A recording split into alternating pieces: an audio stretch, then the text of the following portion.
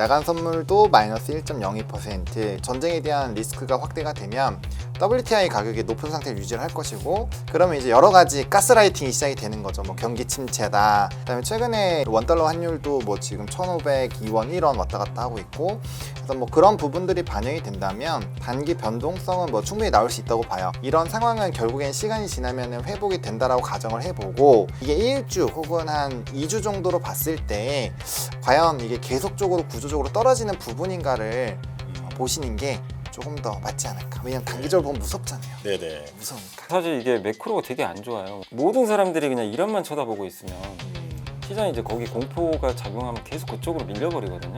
그리고 이번 주에 아까 이제 GTC도 있고 마이크론 실적 있고 삼성전자 주주총회도 있고 BTS도 컴백하고 우리가 이란을 딱 빼면요 되게 재밌는 주가 될 수밖에 없어요 사실은.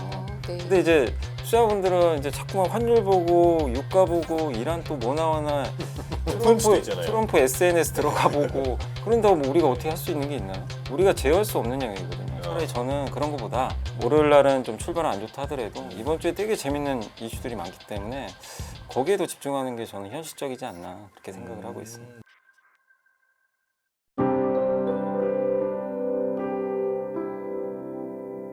염승환 LS증권 디지털사업부 이사, 하창환 헤르메스 스탁 본부장과 함께하겠습니다. 어서 오십시오. 네, 안녕하세요. 안녕하세요. 어서 오세요. 자, 시간이 촉박합니다. 바로 그냥 중요한 질문부터 드릴게요. 저는 이제 아까 그 1부, 2부를 들으면서 계속 머릿속에 든 생각이 내일 우리 증시 어떨까 이거였거든요. 어려운 질문입니다만 하보로님께 먼저 여쭤보겠습니다. 내일 국장 어떻게 되는 겁니까? 일단은 뭐 뚜껑을 열어봐야죠. 근데 일단은 뭐 앞에서 잘 설명을 해주신 것처럼 야간 선물도 마이너스 1.02%, 그리고 국제유가도 사실 금요일날 고점 대비도 돌파를 해서 마무리가 됐기 때문에 아무래도 좀 걱정은 있는 상황이지 않을까. 그럼 그런 투심적인 부분도 일부 반영이 될 거고, 그다음에 최근에 이제 우리 수급 자체가 좀 이탈을 많이 하고 있죠. 원달러 환율도 뭐 지금 1,502원, 1원 왔다 갔다 하고 있고, 그래서 뭐 그런 부분들이 반영이 된다면 단기 변동성은 뭐 충분히 나올 수 있다고 봐요. 그리고 전쟁이 어떻게 더 확장이 될지, 그리고 주변국이나 동맹국에게 이제 병사도 요청을 한 상황이기 때문에, 병력을 요청한 상황이기 때문에, 그래서 그런 것들을 감안해 보면 이게 조금 장기전으로도 갈 수 있나 뭐 이런 이제 생각들을 할 수 있을 것이고, 앞에서 잘 설명해 주신 것처럼 이제 전쟁에 대한 리스크가 확대가 되면 WTI 가격이 높은 상태를 유지를 할 것이고, 그러면 이제 여러 가지 가스라이팅이 시작이 되는 거죠. 뭐 경기 침체다,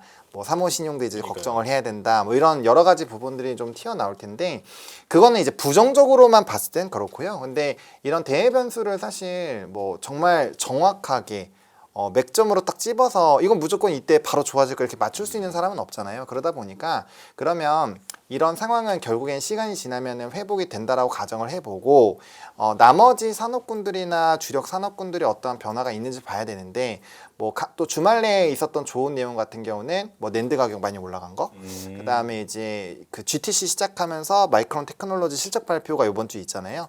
그런 리서스도 오죠? 네, 리서스도 예. 오고, 예, 그래서 그런 것들을 다 따져 보면은 또 뭔가 되게 좋아질 것 같은 내용들도 많다라는 거죠. 네. 그리고 사실상 금요일장에서 우리가 그걸 놓치면 안 되는 게 뭐 마이크론 테크놀로지, 시게이트, 뭐 샌디스크 이런 종목군들이 또 되게 시장 대비 엄청 강세로 마무리가 맞아요. 됐거든요. 그런 것들을 다 따져 보면 조금 떨어지더라도 잘 이렇게 생각을 해보면 오히려 좋은 기회일 수 있지 않을까. 그래서 너무 단기 하락에 집중을 해버리면 네. 우리가 공포심에 그쪽으로만 너무 흔들림이 나올 수 있다라는 거죠. 근데 이게 지나갔을 때, 그리고 이걸 뒤집을 수 있을 만한 내용, 또 요번 주 지나가면 또 그 다음 주에 월요일에 바로 수출입 데이터 또 나오거든요. 그럼 이게 또 반전 포인트가 될 수 있겠죠. 그래서 너무 하루의 하락에 집중하시지 마시고, 이게 1주 혹은 한 2주 정도로 봤을 때 과연 이게 계속적으로 구조적으로 떨어지는 부분인가를 보시는 게 조금 더 맞지 않을까. 왜냐면 단기적으로 보면 무섭잖아요. 네네. 무서우니까. 말씀을 종합해 보자면 내일 뭐 분위기 안 좋을 수 있는데, 하지만 어떤 그 근본적 산업의 업황이라든지 뭐 이런 부분들 생각해 보면 그렇게 이제 단기간에 그러니까 시야를 좁혀서 생각하지 말자. 네. 네네. 그렇다면 이제 염블리님께도 여쭤보겠습니다. 자, 염 이사님께서는 내일 증시 조금 더 뭐 길게 보자면 뭐 이번 주 증시 어떻게 전망하십니까? 일단 이제 말씀해 주신 대로 야간 선물 영향을 아침에 좀 받으니까 뭐 아마 하락 출발하겠죠. 근데 많은 분들이 아마 미국장 보고 나서 마이너스 1%밖에 안 빠졌어 야간 선물이 아마 그런 분도 계실 거예요. 생각보다 덜 빠졌네. 네. 왜냐하면 사실 이게 매크로가 되게 안 좋아요. 뭐 환율 튀었죠. 또 1,500원 한번 찍고 왔었고 거기에 유가도 다시 거의 100달러 왔었고 10년물 국채 금리 뭐 달러가 100 넘어가고 사실 이게 미국 증시 빠진 것보다 이게 밑에 있는 매크로 지표 보면 되게 좀 공포스럽거든요. 네. 되게 좀 부정적인 지표인데 생각보다 야간 선물을 또 선전했는데 그만큼 이제 시장이 조금 이제 내성이 생긴 부분도 있고요. 또 거기다 마이크론이 급등했어요. 마이크론이 지금 안 좋은 장에도 혼자 플러스 5%.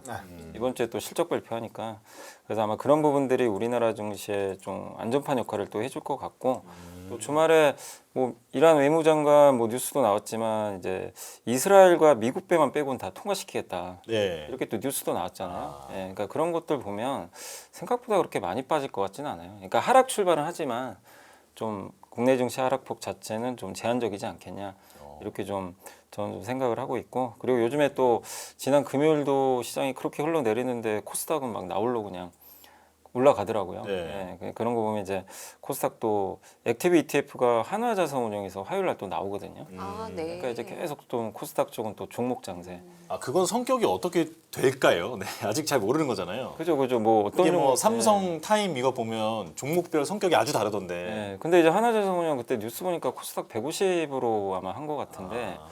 어쨌든 뭐 어떤 종목이 들어갈지 우리가 알 수는 없지만 네. 계속 지금 좀 약간 유행이 좀 뭐 들어갈까 이렇게 찾아서 막 미래 주가 오르기도 네. 하고 그러니까요. 네. 그다음 미래에셋에서도 그 이제 기술 수출하는 바이오 기업만 골라가지고 액티브로 이렇게 또 나오더라고요. 그러니까 네. 코스닥 액티브 ETF가 굉장히 인기가 많잖아요. 아, 예. 그러니까 이런 거는 저는 좋다고 봐요. 왜냐하면 그런 뭔가 사람들의 관심을 끌 수 있는 모멘텀이 나와야 우리 이제 모든 사람들이 그냥 이런만 쳐다보고 있으면 시장이 이제 거기 공포가 작용하면 계속 그쪽으로 밀려버리거든요.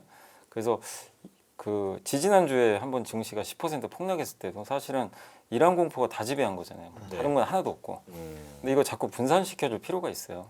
그러면서 코스닥 ETF, 액티브 ETF가 그 저는 타이밍이 좀 괜찮았다. 오히려 그렇게 좀 생각을 하고 있고 그리고 이번 주에 아까 이제 GTC도 있고 마이크론 실적 있고 삼성전자 주주총회도 있고 BTS도 컴백하고 우리가 이란을 딱 빼면요 되게 재밌는 주가 될 수밖에 없어요 사실은.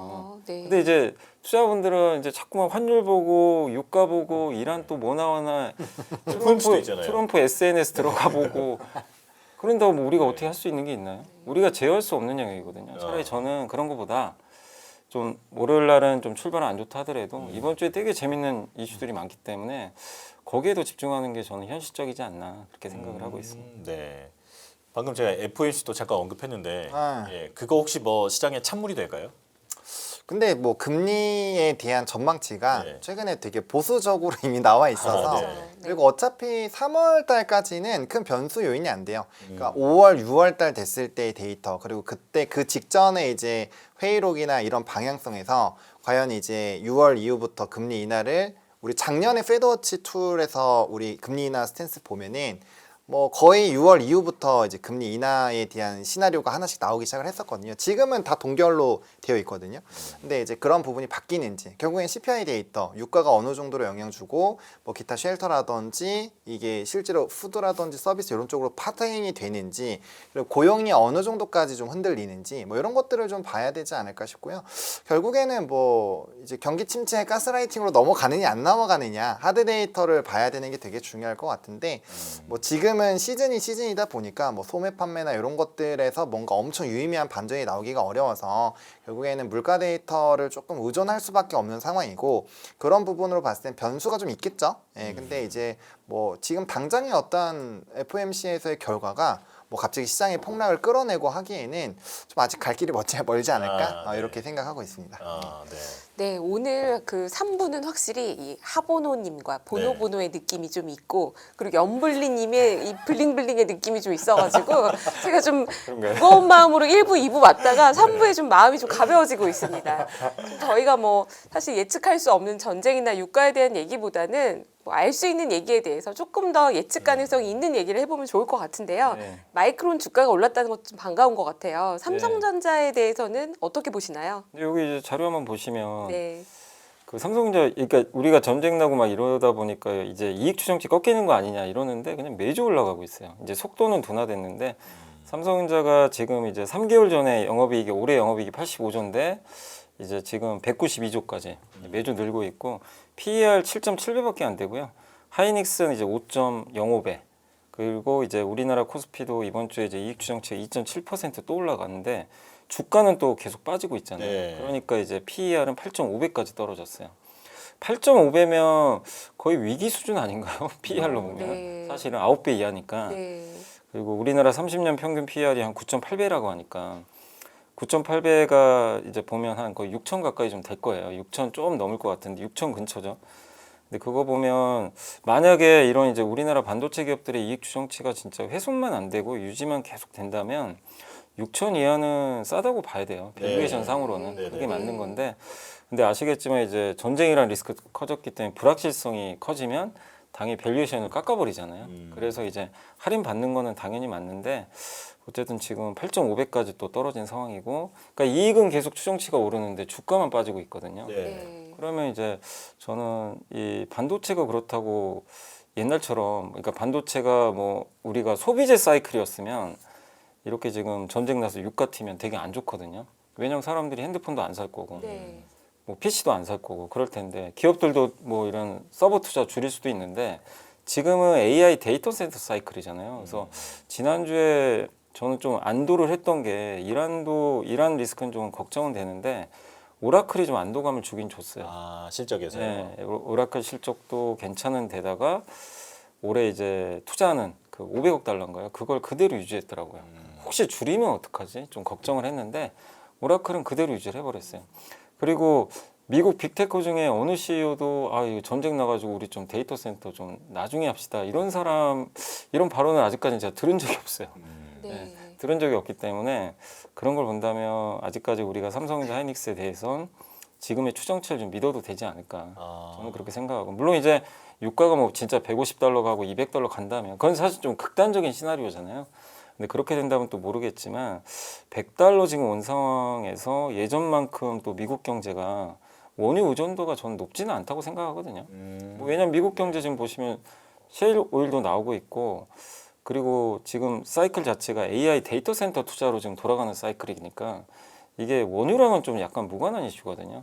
그런 걸 우리가 본다면 지금의 어쨌든 이제 삼성전자 또 마이크론이 올라간 것도 되게 의미가 있는 것 같아요. 그 안 좋은 장에도 뭐 메모리는 올라갔잖아요. 네. 그렇게 본다면 국내 증시 어쨌든 저는 삼성 하이닉스가 좀 계속 버팀목 역할을 해주지 않을까 생각하고 있습니다. 네. 아니 시청자분도 댓글을 다셨는데 이란이 데이터 센터 공격한다는데 네. 어디 데이터 센터? 뭐 그 중동에 있는 뭐 네. 아랍에미리트라든지 사우디라든지 그런데 이제 이 계획이 되어 있는 곳들. 네. 그리고 뭐 두바이는 이제 금융센터 이런 거 공격이 되고 하니까 근데 공격할까요? 저는 안 할 것 같은데. 그렇습니까? 정말 진짜 막 가자는 거죠. 그러면 그럴 것 사실 같지는 이미 좀 않아요. 보여준 게 네. 너무 많아서. 네. 근데 이제 물론 그런 공격이 나오면 당연히 시장 또 빠지겠죠. 예. 빠지겠지만 데이터 센터는 지금 우리나라 이 기업들 이익에 반영된 건 다 미국 데이터 센터거든요. 네. 그래서 사실 그게 타격이 되면 안 되겠지만 된다고 해서 뭐 삼성전자 이익에 크게 훼손되거나 그런 건 아닌데 이제 투자 심리가 좀 얼어붙겠죠 그렇게 되면. 네. 예. 하보노님도 비슷한 의견이실까요? 반도체 섹터에 대해서 네. 어떻게 보시나요? 뭐 아까 처음에 좀 브리핑 드릴 때 말씀을 드린 것처럼 반도체가 결국엔 꺾이면 저도 똑같이 시장은 팔아야 된다고 생각을 하는데 그러면은 이제 앞에서 잘 설명해 주신 것처럼 이익에 대한 훼손이 있는 건지 그리고 가격의 상승 기조가 꺾이는 건지 이런 걸 봐야 되는데 낸드 가격도 이렇게 치솟아 왔잖아요. 그런 걸 보면은 아 역시나 가격에 대한 상승 기조는 유지가 되겠구나라고 생각을 할 수 있고 그다음에 이제 확실히 이번 주랑 다음 주 월요일까지는 기대감이 있어요. 그러니까 이제 다음 주에 이 뭐 아까 말씀드린 그런 GTC까지 네. 있고 그 다음 주, 다다음 주가 되겠죠. 다다음 주 월요일에 또 수출입 데이터가 공개가 되는데 1일부터 10일까지 수출입 데이터도 워낙 긍정적으로 나왔기 때문에 아마 거기서도 데이터가 좋게 나올 확률이 높아요. 그러면 우리가 지금 시장에서 주력 산업이 유지가 되고 거기에서 또 안 좋았었던 투심을 좀 뒤집을 만한 어떤 요인들도 꽤 있는 거고, 그다음 우리가 3월 말 정도 되면 어쨌든 중국과의 어떤 관계로 인한 시나리오들도 꽤 있었잖아요. 아, 네. 그럼 거기에 따른 또 일정도 다가오다 보니 점점 좀 소강 상태로 넘어가지 않을까라는 기대감도 높아질 수 있고요. 유가 같은 경우는 뭐 계속 올라갈 수도 있지만 일단 과거 차트를 보시면 좀 급격하게 올라가면 또 급격하게 내려오는 사례가 굉장히 많았거든요. 네. 그렇기 때문에 아마 상황만 좀 좋아지게 되거나 하면은 아마 유가는 빠르게 조정이 나오지 않을까. 왜냐하면 우리가 당장 이번 주에도 유가가 엄청 급등을 했다가 하루 이틀 만에 엄청 다시 조정이 나왔잖아요. 네. 그런 부분들에 대한 반복성이 있을 것이고요. 그 다음에 중요한 거는 WTI랑 그 다음에 원달러 환율이 높아짐에 따라 높아졌지만 그럼에도 변동성이 자꾸 줄었다라는 건 굉장히 큰 의미를 갖고 있는 거예요. 이거는 우리가 이제 앞에서 방송에서 나오는 사람들만 반도체 산업 좋아요 이게 아니라 지금 실제로 시장에서 투자하고 계신 분들도 아 그래 반도체 이 정도면 진짜 실적도 괜찮고 밸류도 싸고 이대로 가면 좀 뭔가 해볼만 하겠다라는 생각이 꽤 강한 상황인 것 같아요. 그러면 그 심리 자체가 훼손되는 어떠한 이슈가 나오려면은 제일 직관적인 게 P가 꺾이는 거죠. 가격이 꺾여야 네. 되는데 지금 상황에서 과연 가격이 꺾일까? 왜냐하면 미국에서 발표했었던 그런 회사들의 가이던스 전망치를 보면 오라클도 그렇지만 뭐 브로드컴도 그렇고 나머지 회사들도 다 전망치가 굉장히 높아지고 있고 투자를 오히려 더 늘리는 것들도 있고 하다 보니까 이게 이제 쉽게 꺾일까라는 부분에서는 좀 물음표가 있다. 그리고 결국에는 미국과 중국과의 이런 패권 전쟁이 계속 되고 있는 상황에서 데이터 센터 이런 것들을 좀 뒤로 미룬다? 그럼 상당히 여러 산업에서 뭐 로봇부터 시작해서 다양한 산업에서 문제가 될 수 있거든요. 네. 그런 것들을 따져봤을 때 그 속도를 지연하지도 않을 것이고, 그래서 전반적으로 봤을 때는 지금 반도체가 뭔가 무너질 만한 어떤 특정한 이슈가 없다라고 봤을 때는 좀 오히려 이제 CEO들의 발언 그리고 GTC에서 어떤 얘기를 분명 젠성은 분명 좋은 얘기 할 거란 말이에요. 그리고 삼성과의 어떤 또 협업 얘기 기대감도 있잖아요. 그럼 그런 것들이 나왔을 때 이벤트가 터질 거고 또 이제 삼성전자 자체적으로도 뭔가 자사주 소각이란 이런 또 발표도 추가적으로 뭐 나온다라고 한다면 기대감이 또 올라갈 수 있기 때문에 그런 부분들을 고려를 해봤을 때는 나쁘지 않다 이렇게 생각하고 있습니다. 네, 저는 그 2부에서 2부에서 네. 그 사모 펀드 얘기를 했기 때문에 네, 그냥 요거는 이제 이산님께 좀 여쭤볼게요. 그러니까 아까 P와 Q에서 그 P가 이제 결정적일 수 있는데 P는 이제 가격은 계속 올라가는 것으로 보인다. 네. 네, 그럼 이제 Q라고 하면 이제 수요인데 그러면 이제 사모펀드에서 돈을 많이 빌린 게 AI 쪽이라고 하고 여기에서 혹시나 뭐 문제가 발생하면 이제 데이터 센터 덜 짓는다든지 그렇게 돼서 메모리 수요가 좀 줄어든다든지 하는 리스크도 눈앞에 일단은 보이는 상황이잖아요. 당장 올지 안 올지는 모르겠지만 근데 저는 이제 이것이 언제 올 것이냐 뭐 전망을 여쭤보기보다는 그 시장은 이걸 인지하고 있느냐, 어느 정도로 인지하고 있느냐, 그게 좀 궁금하거든요. 어떻게 보십니까? 근데 저는 그 AI 그러니까 이번에 이제 사모신용대출 그 펀드가 많이 대출해 준 곳이 이제 그 소프트웨어 기업들인 걸로 많이 나왔는데 네. 그 기업들이 오픈 AI가 아니잖아요. AI를 만드는 기업이 아니라 그 기업들은 이제 그 어떻게 보면 AI에서 없어질 회사들일 수도 있거든요. 이번에 빠진 건 그것 때문이에요. 지금 AI가 나오기 전만 해도 이 회사들 대부분이 그러니까 주로 지금 이제 이런 사모신용대출은 비상장 기업들이 많겠죠. 아무래도 은행에서 대출 못 받는 그런 회사들 중에 중소기업들도 많으니까 그 기업들이 그냥 소프트웨어 제공하고 월 얼마 받고 이렇게 이제 구독료 네. 모델이 많은데 당연히 대체제가 없을 때는 이 회사가 이 회사 제품만 써야 되겠는데 그러면 경쟁자가 없잖아요. 그럼 당연히 이제 담보를 이 회사 자산으로 잡을 때 높게 잡을 수밖에 없어요. 할인율을 많이 안 합니다. 근데 갑자기 클로드가 나와가지고 AI 이제 지우개라는 용어를 좀 쓰죠. 네, 예. 도장 깨기. 네, 막 AI 막 복제해서 막 소프트웨어. 근데 이게 지금 미국의 아주 유명한 그 사스 기업들 있잖아요. 아, 네. 워크데이도 있고 되게 많죠. 막 그 이제 세일즈포스 같은 회사들도 있고 이 회사들은 정말 유명한 기업들인데 이 회사들 주가가 이제 곤두박질 치기 시작했습니다. 근데 이 선도업체마저 저런 모양인데 여기가 어떻게 되겠어요? 담보 가치가 떨어질 수밖에 없어요. 그래서 금요일 날 모건 스탠리가 담보 가치 떨어뜨려 버렸거든요. 네. 실제로. 그래서 또 이제 금융주 한번 탁 빠졌고. 근데 저는 그게 정상적인 과정이라고 생각하고 있어요. 아니 담보 가치 떨어졌으면 그걸 조정을 해야지. 그럼 계속 이거를 유지하는 것도 말이 안 되는 얘기잖아요. 네. 근데 그런 과정에서 이게 이란 전쟁과 이게 맞닥뜨리다 보니까 이제 사람들이 걱정하는 거죠. 금리가 또 올라가고 이럴까봐 여기가 취약해질 수가 있잖아요. 근데 평소 같았으면 이란 전쟁 아니었으면 이렇게까지 사람들이 이렇게 너무 막 이슈하고 저는 그러진 않았을 것 같긴 한데 네. 이게 혹시 금리가 만약에 뭐 정말 금리 인상 사이클로 혹시 가게 된다면 여기서 신용 문제가 터져가지고 이제 은행권까지도 위험해지는 거 아니냐 네. 이런 시나리오 갈 수도 있잖아요. 근데 아직은 그 정도는 아니거든요. 지금 유가 수준에서 뭐 금리 인상할 것도 아니고 그렇기 때문에 그 부분에 대해서는 저는 너무 확대 해석할 필요까지는 없다 이렇게 네. 보고 있고 그리고 이 고객들이 물론 이제 클라우드 쓰면서 뭐 이 진짜 데이터 센터 더 짓고 막 이럴 수도 있지만 지금 AI 데이터 센터를 짓는 가장 큰 고객은 어떻게 보면 이제 엔트로픽이나 아니면 오픈 AI나 구글, 제미나이 AI를 만드는 기업들이거든요. 이들 수요가 너무 많아요. 근데 이들이 근데 이 소프트웨어 기업들의 만약에 파일을 잠식하면서 더 성장하면 시장이 이게 없어지는 게 아니라 그냥 대체되는 거죠.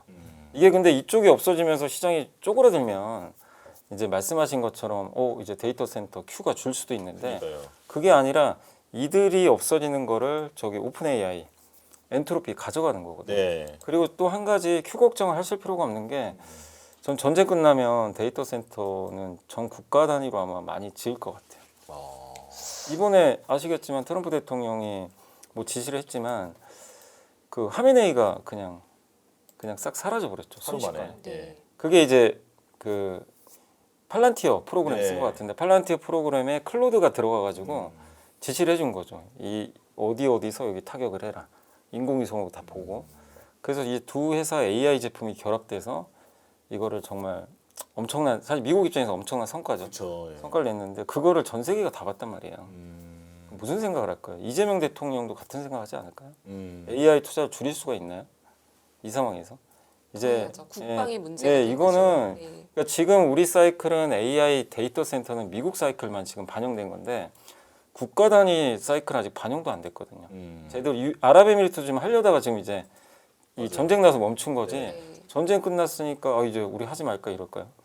지지자죠. 예. 그래서 저는 크 걱정을 할 필요가 없다. 저는 제 개인적으로는 그렇게 생각을 하고 있어요. 저도 AI도 좋아하고 팔란티어도 좋아합니다 개인적으로. 그런데 그래서 대부분 이사님 말씀하신 거에 동의를 해요. 그런데 찜찜함이 있는 게요. 그러니까 마이크론 같은 회사 주가는 오르지만 엔비디아 주가가 지금 뭐 상당히 오랫동안 기어가고 등락을 거듭하고 있고 그리고 마이크로소프트 같은 빅텍 기업 주가는 꽤 많이 고점에서 조정을 받았어요. 이런 거는 어떻게 봐야 될까요? 이래도 상관없이 언제까지나 이 반도체 회사들의 주가는 계속 오를 수 있을까요? 어떻게 보시나요, 하보노님? 뭐 일단은 종목별 차이가 생길 수 있죠. 왜냐하면 모든 종목이 동시에 다 올라가는 게 아니고 모든 종목이 다 같이 떨어지는 건 아니기 때문에 근데 일단 엇갈림이 나온다는 것 자체가 저는 의미가 있다고 보고 있고요. 조금 더 집중과 압축을 하는 게 아닐까 싶어요. 지금 현재 상황으로는 그 엔비디아의 이슈보다는 사실상 우리 메모리 가격 상승 기조 이런 것들이 더 크게 영향을 미치고 있는 것도 사실이고 또 그쪽에 보다 더 많은 리포트가 나오고 목표 주가 상향도 많이 나오고 있습니다. 그럼 투자자 입장에서는 아무래도 그쪽으로 조금 더 집중이 될 수밖에 없다라고 보고 있고요. 그다음에 저런 부분도 충분히 이벤트가 될 수 있다고 보지만 저는 어쨌든 제미나이랑 GPT에 대한 이런 버전도 계속 높아지고 있고 추론형에 대한 그 업그레이드가 계속 되고 있단 말이에요. 그럼 어마무시한 데이터를 결국엔 소화를 해야 되는 건데 다른 거 다 떠나서 버전이 높아질 때마다 출연량만 늘어나도 정말 엄청난 수요가 생기게 되거든요. 그래서 그냥 쉽게 생각했을 때 우리는 점점 더 고 난이도의 어떤 문제들을 해결하기 위해서 AI를 사용하게 될 거고 그럼 활용도가 높아지기만 한다면 플러스 알파 요인이 굉장히 많이 붙을 수 있는 상황이라는 거죠. 지금 단계가 뭐 출연용의 끝단이고 이미 기기 속에 다 들어가 있고 이렇게 된다라고 한다면 우리가 상당히 좀 고민을 해봐야 되겠지만 지금은 그런 단계도 아니기 때문에 사실상 산업의 흐름으로 봤을 때는 지금 성장기 초입 정도로 봐야 되는 게 아닐까. 근데 시장에서는 자꾸 성숙기에서 고민할 만한 그런 내용들을 고민을 하고 있는 것 같아요. 물론 이제 새로운 게 만들어지고 있고 또 비용 문제도 있고 수익화 부분에서 물음표도 있겠지만 사실 전쟁이 나오기 전에 있었던 그런 불안 요소들은 상당히 많이 해소가 됐거든요. 사실상 전쟁이 열리기 전까지만 하더라도 그 소프트웨어 기업들의 수익성 부분에 대한 노이즈가 굉장히 강했어요. 근데 지금 없잖아요. 지금 싹 해결됐죠.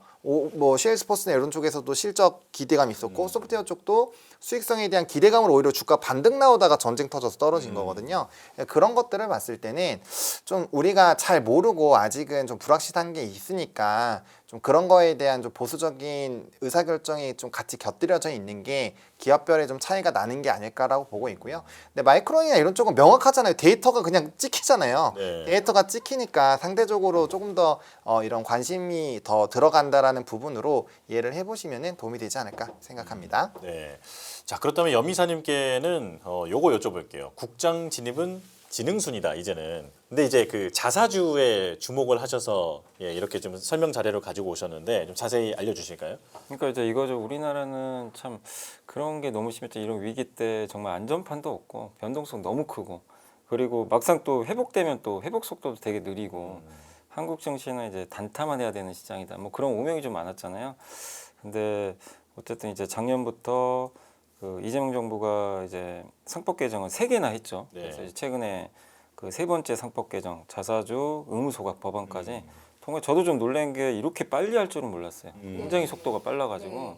그래서 그런 것들도 이제 코스피 5천에 일조를 했겠지만 사실 뭐 어디든 그렇잖아요. 주가에서 제일 중요한 게 수요 공급인데 공급이 그러니까 공급이 줄어야죠. 그러니까 메모리 반도체 기업들 주가가 이렇게 좋은 것도 희소해서거든요. 네. 수요는 많은데 희소하고 그게 좀 중요하잖아요. 근데 우리나라는 늘 공급이 너무 많았죠. 근데 여기도 이제 나와 있지만 24년부터 이제 공급이 줄기 시작했고 이제 유증이나 전환사채 21년도 아마 기억하시겠지만 이제 이때가 뭐 IPO가 되게 많을 때였죠. 당시에 뭐 시장이 좀 좋은 것도 있었지만 또 LG화학 물적 분할도 있었고 방금 또 속보 보니까 이제 대기업 중복 상장 아예 못하게 하는 것 같더라고요. 그렇습니까? 방금 기사 뜬 것 같더라고요. 네. 아예 중복 상장 자체를 네. 이제 금지하는 쪽으로. 근데 그런 것도 이제 주주분들이 이런 뉴스 들으면 이제 환영할 만한 뉴스들이죠, 예. 사실. 그리고 좀 놀랬던 게 자사주 의무 소각 법안이 통과되고 3월 6일부터 시행이 됐는데 우리나라를 대표하는 삼성과 SK가 각각 16조, 그다음에 5.1조의 대규모 자사주 소각을 바로 결정을 해버렸어요. 그러니까 이제 기업들이 이제 마지못해 따라간다 이거보다도 이제 하자마자 뭐 기다렸다는 듯이 공시를 내버리니까 이것도 사실 가려졌죠. 이란 전쟁 때문에 좀 우리가 가려진 부분이지만 사실 굉장히 좋은 변화고 우리가 미국 증시 부러워한 게 이런 거잖아요. 예. 미국은 맨날 주식수 줄어들고 번 돈을 다 환원하고 근데 한국은 그런 게 너무 적었는데 근데 어쨌든 기존에 갖고 있던 이런 대규모 자사주도 그냥 한 번에 뭐 단계적인 것도 아니고 그냥 SK는 한 번에 20% 그냥 날려버리거든요. 근데 그만큼 의지가 있는 거라서 이런 것들을 우리가 좀 계속 좀 주목하신다면 국내 코스피에 대해서 막 이렇게 너무 공포감을 가질 필요는 저는 없지 않나 이렇게 생각하고 있습니다. 네. 네, 저 자사주 소각이요. 굉장히 증시에 긍정적인 건 이해가 되는데 삼성전자, SK 같은 데서 이미 한번 해버리고 나면 추가로 할 수 있는 자사주 소각 기대를 크게 할 만한 게 많이 남아 있나요? 어떤 상황인가요? 근데 이제 그 다른 회사들이 지주사도 많을까요? 되게 많죠. 네. 지주사들도 남아 있으니까. 근데 이걸 했다고 이게 소멸되는 게 아니라 어쨌든 이걸 하면서 진행 국내 과정에서. 증시가 진화되는 거예요. 이제는 네. 진짜 레벨업 하는 거죠. 네. 아 이거 진짜 말로만 하는 게 아니네. 그리고 앞으로 그러면 이제 기업들이 돈 벌어서 자사주 소각하면 이제 자동 소각이잖아요. 어떻게 보면. 네. 이제 그런 것들이 시작이 된 거니까 저는 이제 많은 분들이 아직도 이제 그렇죠. 이제 한국 증시를 보면 사실 이제 할인에 너무 익숙해 있다 보니까 근데 이제 이런 변화가 되게 생소할 수 있지만 이제 우리나라도 진짜 미국 주식처럼 한번 괜찮은 기업들을 좀 장기 투자할 수 있는 그런 거를 이제 어떤 제도적으로 특히 이제 뭐 회사가 그러니까 정부에서 그냥 말로만 해서는 또 안 되는 거니까 법으로 아예 정해버렸잖아요. 네. 네. 그래서 이런 부분들은 저는 굉장히 좀 의미가 있지 않나. 이걸 이벤트 소멸이 아니라 저는 오히려 시작 아닌가. 외국인들이 이거 봤을 때 얼마나 놀라겠어요. 외국인들이 봤을 때는 좀 황당했을 거예요. 자사주 소각 왜 하지? 자동 소각 아닌가?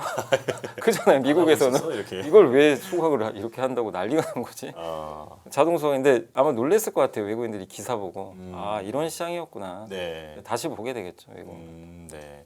아, 그러면 일단은 하보노님께서는 이사님이 설명해 주신 부분 다 이제 동의하시는 거죠? 네, 동의합니다. 네. 그러면 저는 코스닥 여쭤보고 싶어서요. 아, 예, 코스닥 또 이제 뭐 부실 기업들 종목들은 퇴출한다. 네, 여러 가지 좀 고강도 대책들이 예고가 되어 있는 상황 아니겠습니까? 네. 국장의 한 축, 예, 코스닥 좋아질까요? 계속?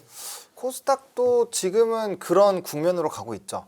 근데 이제 저는 근데 그 생각은 있어요. 코스닥이 계속 좋아지려면 저는 코스피가 계속 올라야 된다. 그 생각은 네. 있거든요. 코스피가 죽으면서 코스닥이 좋아질 수는 없다. 저는 일단 그렇게 생각을 하고 있고, 그다음 확실히 뭐 이제 액티브 ETF들도 좀 한동안 시끄러울 거고, 코스닥만의 또 밸류업 정책도 할 거고, 또 좀비 기업 퇴출들도 네. 있을 거고, 물론 이제 자사주 소각이나 환원 정책으로 넘어가면 아무래도 이제 기업 자체가 돈을 더 잘 버는 구조나 퍼센테이지 자체가 코스피에 더 집중이 되어 있으니 그쪽이 끌어주면서 같이 딸려가는 흐름이 되긴 할 텐데요. 근데 아직까지는 그게 있잖아요. 코스피가 올라온 만큼 코스닥은 못 올라왔기 때문에 분명 그거에 대한 기대감이 굉장히 높으신 분들도 많을 거고, 또 정부 자체도 코스피를 이미 어느 정도 만들었으니 코스닥에도 조금 더 집중하는 정책들이 나오고 있잖아요. 그럼 그런 정책발 모멘텀이 엄청나게 강하게 반영이 될 수 있죠. 근데 저는 생각이 뭐냐면 결국에 코스피랑 코스닥 상위 종목군들을 보면 코스닥의 상위 종목군들이 바이오를 좀 제외한 나머지 부분들은 참 반도체 밸류체인과 많이 연결이 되어 네. 있거든요. 그렇기 때문에 결국엔 반도체가 가면 코스닥도 딸려가는 구조이기 때문에 만약에 이제 좀 불안하시다라고 하시면 코스닥에다가 플러스 알파로 상위 산업군들을 좀 믹스해서 ETF로 사놓으시면은 소외되지 않죠. 개별주로 들어가면 소외가 될 텐데, 그러니까 그런 식으로 약간 자산 배분을 해놓으시는 것도 나쁘진 않고요. 그리고 이제 코스닥에 대한 기대감이 높아지면 코스피를 다 팔고 네. 마치 코스닥으로만 넘어가야 될 것처럼 생각을 하시는데, 저는 그 선택은 별로 좋지 않은 것 같다. 양쪽 다 발을 담아놔야 된다. 왜냐면 자사주 소각뿐만 아니라 저는 그것도 집중해야 돼요. 배당소득 분리과세.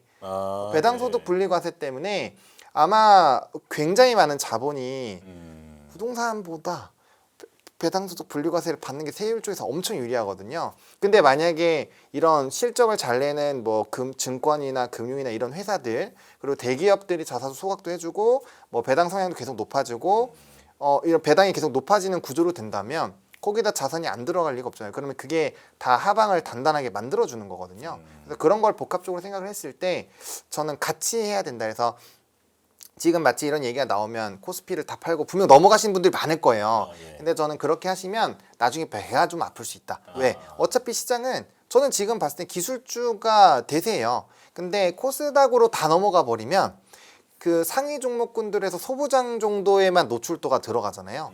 노출도가 차이가 확 생기잖아요. 그래서 그 부분을 좀 감안하셔서 좀 자산 배분의 느낌으로만 해주시면은 좀 좋지 않을까 이렇게 생각을 하고 있습니다. 네.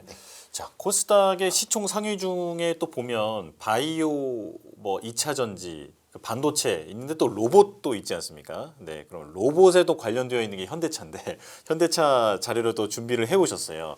삼성, SK 하이닉스 얘기는 많이들 들으셨을 것 같고 현대차 전망은 어떻습니까? 근데 이제 현대차는 이제는 뭐 저도 그렇게 생각하고 아마 시장에서 이제 로봇주로 바꾼 것 같아요. 원래는 자동차였는데 네.